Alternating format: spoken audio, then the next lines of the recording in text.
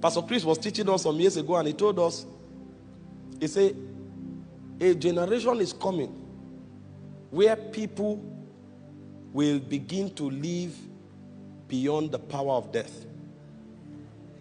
He said the reason we die is not because we don't have immortality. He said the reason we die is because we learned about immortality too late. The consciousness of death has become too strong on our inside that when we now receive the gospel, even if we meditate on it, he said we don't get to a consciousness level of immortality strong enough to remove the consciousness of death. He said that is why people die. He said, but there's a generation coming that will learn the ways of God as children. See, the way your children are growing and they are learning come, learning go. If you start teaching them about God from that level, you'll be shocked that they will manifest things that global apostles are not manifesting at the peak of their ministry. Your children will manifest them as children. Hope you know that it's only in Christianity that we don't teach this truth. A witch of 10 years can teleport. And it's not a miracle, it's not a big deal. Because when they were indoctrinated and initiated, they were taught those things as the way of life.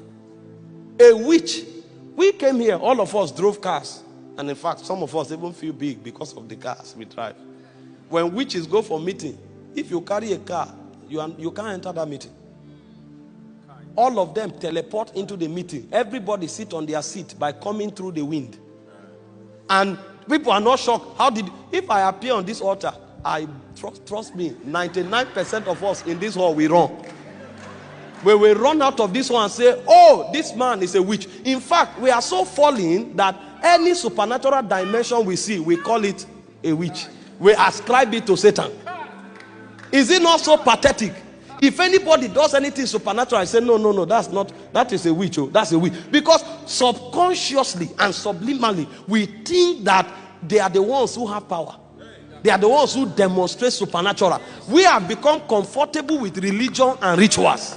So long as it's ritual, so long as it's religion, we are comfortable. The moment it becomes supernatural, we are careful. Me, I'm very careful. I'm not saying don't be discerning, but I'm saying if you are natural and you think everything is natural, you are falling. If I appeared on this altar here, it will be a national news. You will see it everywhere. Christians, it will become a debate. You will see theologians sit down, and some will be arguing for, others will be arguing against, and the argument will last till the end of this year. Because we don't know what we have. We don't know what we have. We don't know who we are.